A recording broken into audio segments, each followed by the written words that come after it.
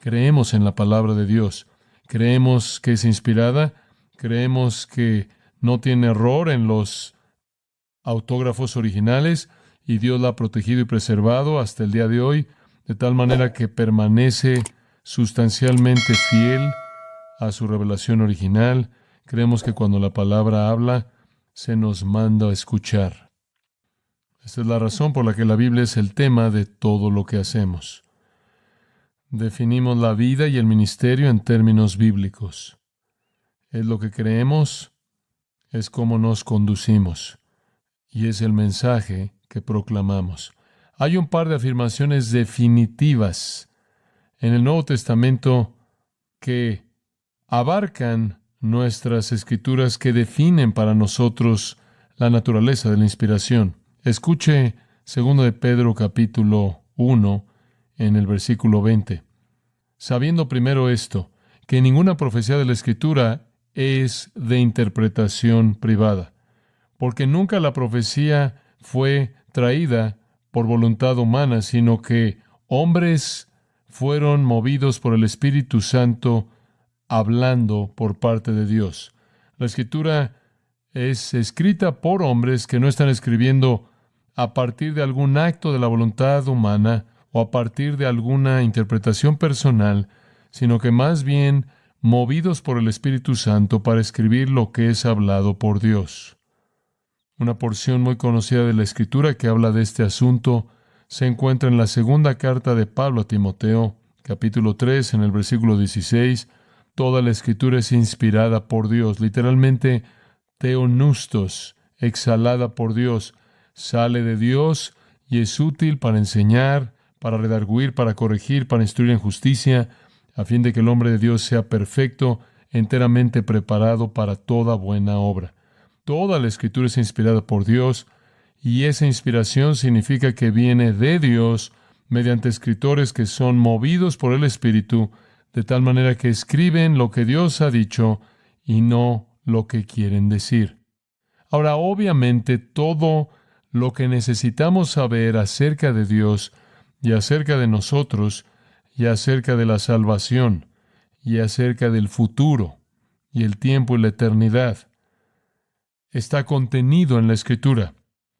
Debido a que todo lo que necesitamos está en la Escritura, debido a que somos salvados por la palabra de verdad, debido a que somos santificados por la verdad, la palabra de Dios, debido a que encontramos nuestra esperanza de gloria en la palabra, debido a que toda instrucción para la vida está contenida aquí, esto entonces se vuelve el punto de el ataque constante e incansable de los enemigos.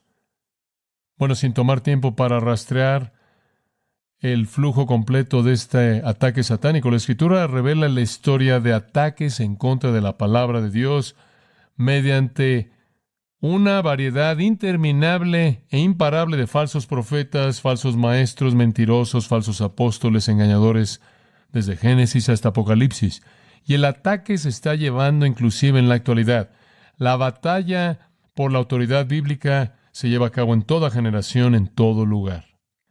Siempre existe la batalla por la Biblia. Siempre existe una necesidad de levantarse para defender la Escritura. Podría definir mi propia vida en términos de el enfoque de esas batallas. Si tan solo divido los periodos de 10 años de mi vida y ministerio, en esos primeros años fue la batalla por la inerrancia, el asunto de la inerrancia, la autoridad de la Escritura. Y durante 10 años estuve en el concilio de la inerrancia, guiado por el Dr. Jim Boyce con 100 eruditos, y estábamos trabajando duro en escribir y producir materiales que defendieran la autoridad e inerrancia de la Escritura. Y de ahí salió la afirmación de Chicago de la inerrancia bíblica, una afirmación monumental para la iglesia históricamente. Y una vez que habíamos tratado con los ataques frontales de los críticos, entonces vino el movimiento místico y tuvimos que enfrentar eso también. En los siguientes años de mi ministerio hubo una batalla por defender la singularidad de la Escritura, porque todo el mundo y su hermano tenían una nueva revelación y una nueva palabra de sabiduría y una nueva palabra de conocimiento, y hubo una proliferación de supuestas palabras de Dios, palabras de Jesús. La gente estaba acumulando todas estas revelaciones, y buscamos defender la singularidad de la Escritura en contra de ese tipo de ataques. Y más recientemente otro asunto tratando con la Biblia es el ataque en contra de su claridad, que no se puede entender, que no es comprensible, que es imposible interpretarla de manera exacta o ser dogmático. Es un ataque tras otro, y ese ha sido el campo de batalla y siempre será el campo de batalla y siempre debe serlo, porque, como dije al principio, todo lo que necesitamos está en la palabra de Dios. Ahora, permítame tan solo hablarle un poco. Voy a abordar más bien en esta noche el estudio a manera de salón de clases, hablando de algunas de las cosas que están atacando la Escritura que usted simplemente necesita conocer. ¿De dónde vienen los ataques? Número uno, los ataques vienen de los críticos. Existen aquellos en el lado escolástico, académico, que todavía continúan atacando la Escritura. Todo viene del liberalismo alemán, de la crítica más alta de Graf, Wellhausen, esa teoría ligada a una recuperación en la neortodoxia bartiana, dejó un legado que arrasó con las denominaciones más grandes, arrasó por universidades y seminarios y simplemente destrozó e hizo añicos la inspiración bíblica. Esto ha sido confrontado, ha sido enfrentada por años y años y años, una negación abierta de la Escritura como viniendo de Dios, como la palabra de Dios verdadera, inerrante, inspirada y con autoridad. Y sigue inclusive en la actualidad, en las maneras más necias y absurdas. Cuando usted enciende su televisión y ve alguna evaluación de la Biblia, usted va a oír de estos críticos. Recientemente me contactó el History Channel, el canal de la historia, y me preguntaron si podía estar dispuesto a ser un experto frecuente, regular y un contribuidor regular para hablar de la Biblia. No puedo decir no lo suficientemente rápido porque no quería ser editado y alterado y estar en medio de todas esas personas que niegan la Escritura. Quizás el grupo primordial que siempre es objeto de encuestas y entrevistas cuando se habla de la Biblia son aquellos que pertenecen a lo que se llama el Seminario Jesús. ¿Ha oído de eso? El Seminario de Jesús. Han encontrado un lugar en las secciones torpes de religión de periódicos que normalmente proveen una lista de lugares que deben evitarse. Estos hombres autodesignados, muertos y ciegos, llegan a ser más de 900 pseudoeruditos que profesan ser sabios. Son necios. Dicen ser las autoridades académicas acerca de Jesús y la Biblia y toman sus decisiones acerca de la Biblia en base a un voto de mayoría. Y tienen una manera curiosa en la que lo hacen. Toman una sección de la Biblia y votan.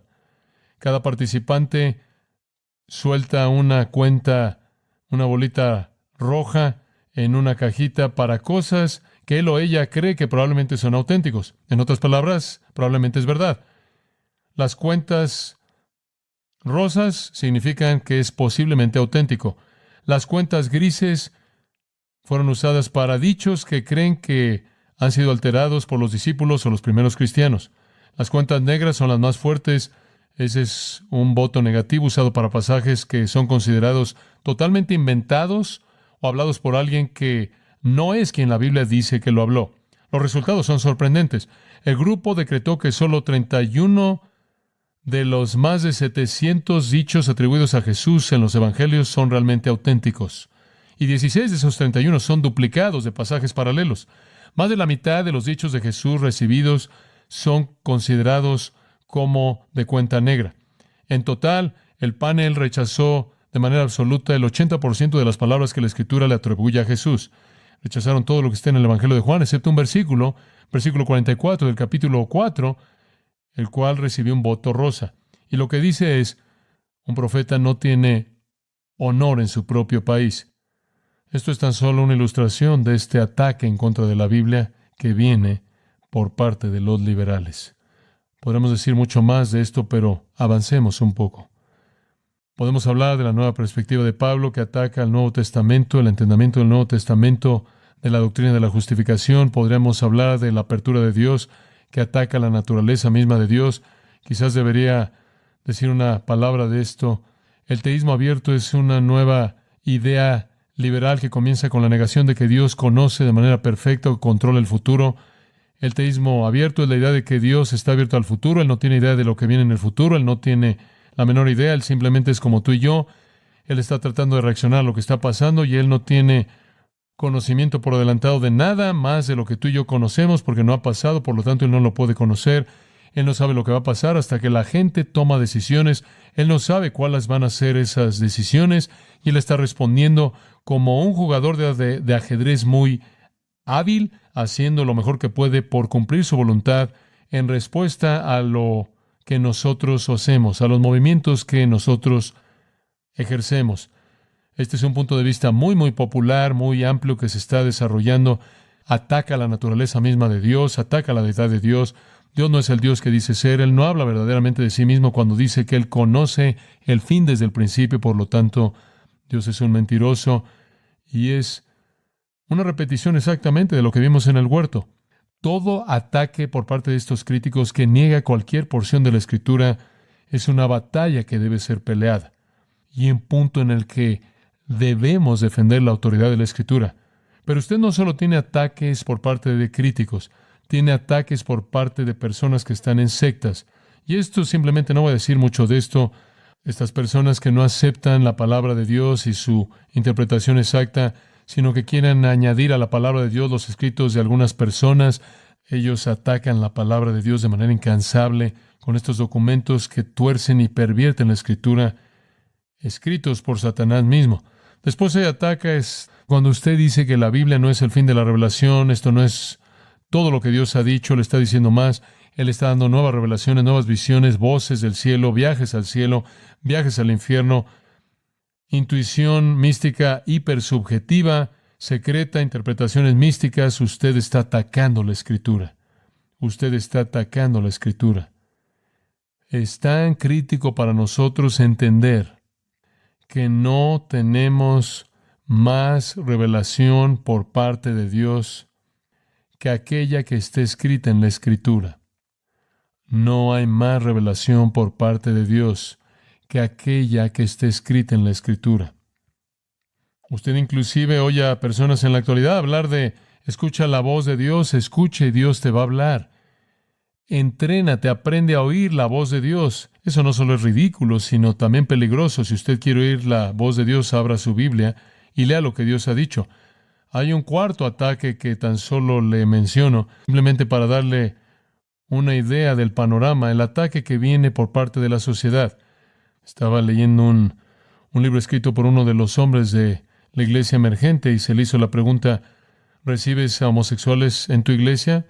¿Le permites homosexuales que sean miembros de la iglesia? Y su respuesta fue seguro. También tenemos a personas que tienen sobrepeso y personas a quienes les gusta el chocolate.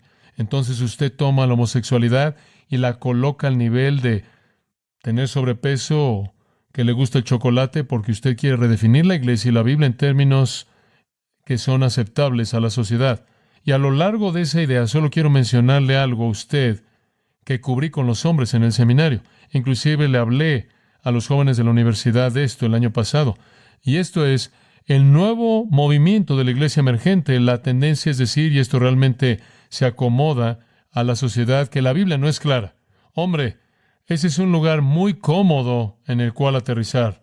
Bueno, creemos la Biblia, nos encanta la Biblia, pero seamos honestos, no es clara. Realmente no podemos saber lo que significa por lo que dice. Realmente no podemos ser dogmáticos, realmente no podemos estar seguros de que podemos interpretarla de manera correcta.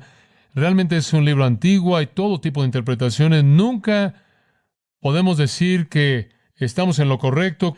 Nadie la ha entendido correctamente aún y yo tampoco la entiendo de manera correcta. Y entonces que nadie diga que la entendió correctamente. Ese es el acomodo social más cómodo. Puede decir, bueno, la Biblia es verdad y Dios nos dio la Biblia, pero realmente no tenemos idea alguna de lo que la Biblia significa. Entonces usted tiene a personas diciendo cosas como esta. Aquí está otro evangélico que en cierta manera es bien conocido, que ha cambiado su postura, y él dice, y cito, la certeza con frecuencia es idólatra. Me he visto forzado a rendir la certeza. Si hay un cimiento en la teología cristiana, no se encuentra en la Escritura. La teología debe ser un intento humano humilde por oír a Dios. Nunca abordar de manera racional el texto. Usted no puede ir al texto y usar su mente y encontrar la verdad. Usted tiene que ser mucho más humilde que eso. La teología es un intento humano humilde. Usted no puede encontrar un cimiento para la teología cristiana en la Escritura. ¿Por qué? Porque no es comprensible. Usted tiene escritores que vienen escribiendo material prolífico acerca de la Biblia y básicamente inventando nuevas maneras de entender todo, como si todo mundo ha estado equivocado hasta el día de hoy. Lo cual hace que uno pregunte, bueno, si todo el mundo está mal y a lo largo de la historia siempre han estado equivocados, ¿por qué entonces tú estás en lo correcto? Lo cual alimenta de nuevo la mentalidad de que nunca podemos entenderlo correctamente. Y cuando usted piensa en la palabra de Dios, usted tiene que entender que la Biblia dice por sí misma que es clara.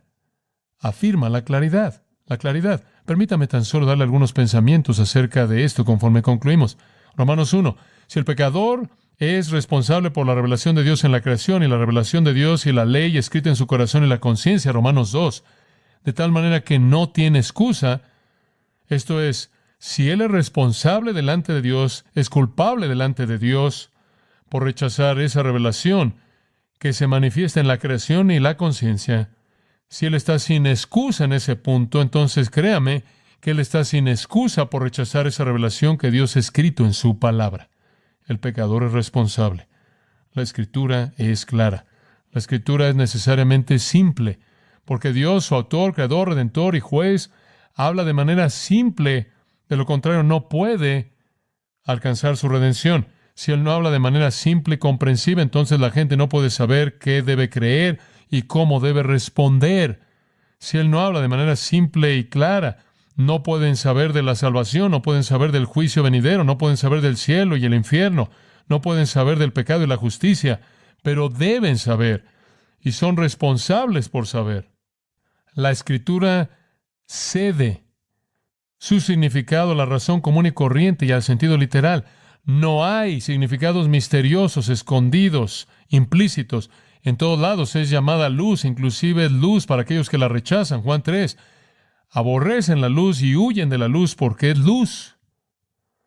La Escritura es clara, no solo porque es clara de manera manifiesta en y por sí misma, y clara para la mente razonable, sino porque el Espíritu de Dios la ilumina. Y por gracia, el Espíritu hace lo que es incomprensible para aquel sobre quien el Espíritu se mueve. Para darle una ilustración de la claridad de la Escritura, solo diría esto.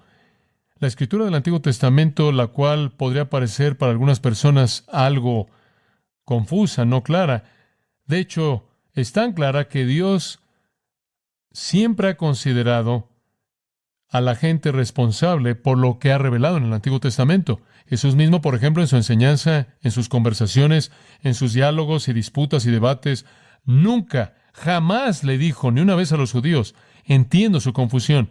El Antiguo Testamento realmente es difícil, es muy difícil y con frecuencia no es claro. Él nunca dice eso. Nunca. Él está hablando a personas del siglo I. Están a 1000 años de distancia de David. Están a 1500 años de Moisés y están a 2000 años después de Abraham. Y Jesús todavía supone que tienen la capacidad de leer e interpretar de manera correcta la Escritura del Antiguo Testamento. Si fuera imposible entender las Escrituras para algunas personas que estaban a 1000 años de distancia o a 2000 años de distancia, como nos están diciendo que es para nosotros ahora, a 2000 años de distancia de la Escritura del Nuevo Testamento, entonces esperaríamos que Jesús dijera algo así como, veo cómo surgió tu problema. Pero Él nunca dijo eso. Y, sea que Él esté hablando a eruditos, fariseos y escribas, o a personas comunes y corrientes, Él siempre da por sentado que ellos son responsables por entender de manera equivocada alguna enseñanza en la Escritura. Una y otra vez Él dice, ¿no habéis leído? ¿Nunca habéis leído? ¿Nunca habéis leído las Escrituras? Él les dice, erráis, porque no conocen las Escrituras ni el poder de Dios. Su problema es que no escudriñan las Escrituras, las cuales hablan de mí. También usted podría ir tan lejos como para decir esto, e inclusive es entendida por los gentiles. Pablo, escribiéndole a los Corintios, 1 Corintios 10, dice: las Escrituras del Antiguo Testamento fueron dadas para nuestra instrucción, inclusive como gentiles. Y piense acerca de las epístolas del Nuevo Testamento. Dice usted, bueno, el Nuevo Testamento realmente es difícil. ¿Es correcto eso? Las epístolas del Nuevo Testamento no fueron escritas a teólogos, no fueron escritas a eruditos, fueron escritas a congregaciones. La iglesia de Dios en Corinto, las iglesias en Galacia, a todos los santos en Cristo Jesús en Filipos y demás. Siempre a las iglesias, el común denominador más bajo, la persona que era un nuevo creyente en Jesucristo. Y Pablo da por sentado en toda carta, y también Pedro, y también Santiago, y también Juan, y también Judas, que sus oyentes van a entender exactamente lo que él escribe. Por ejemplo, en Colosenses 4:16, Pablo dice: cuando esta carta haya sido leída entre vosotros, que también la lean en la iglesia de la Odisea, y que ustedes lean la iglesia de la Odisea. Esparzan las cartas por todos lados y léanlas en toda iglesia. Entonces usted tiene que entender que los cristianos del primer siglo eran responsables por un entendimiento de la Escritura. Los cristianos gentiles del primer siglo eran responsables por un entendimiento de la Escritura del Nuevo Testamento basada en la Escritura del Antiguo Testamento. Las epístolas del Nuevo Testamento fueron escritas a iglesias que tenían convertidos gentiles de manera dominante, sin ningún trasfondo del Antiguo Testamento, saliendo del paganismo y sin conocimiento del Antiguo Testamento en absoluto. Y tenían la responsabilidad de entender y obedecer. Siempre hay ataques, finalmente, en contra de la Escritura por parte de la sabiduría carnal. La gente ve la Biblia y dice: bueno, eso no es razonable, no me gusta la doctrina de la elección, no me gusta la doctrina del castigo eterno, voy a oponerme a Dios. Los ataques de la sabiduría carnal, no puedo aceptar eso. Cosas peligrosas.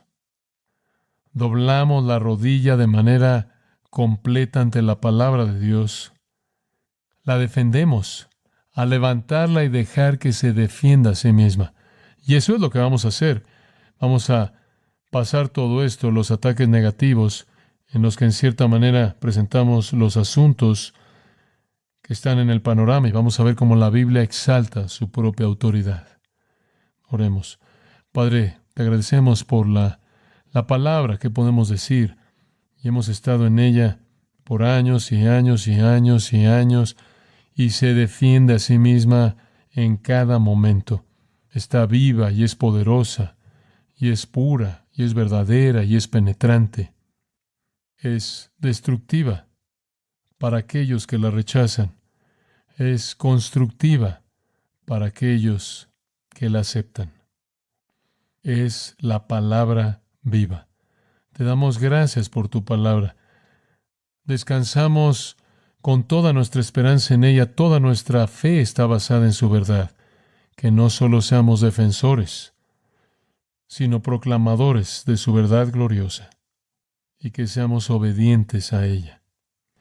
Te agradecemos por el tesoro que es, que su tesoro es inagotable, sus riquezas son ilimitadas y están siempre disponibles para aquellos que van a abrir sus páginas en oración, estudiándola de manera cuidadosa. Te agradecemos por ella. Oramos porque en este día, cuando tantos están atacando tu palabra, haya un gran movimiento de regreso a levantarla. Tú has exaltado tu palabra. El Salmo 138:2 dice: tan alto como tu propio nombre, y hacemos lo mismo. Estamos agradecidos por ella, porque en ella sabemos todo lo que quieres que sepamos, todo lo que necesitamos saber para que podamos darte gloria. Por esto ofrecemos nuestra alabanza en el nombre de Cristo. Amén.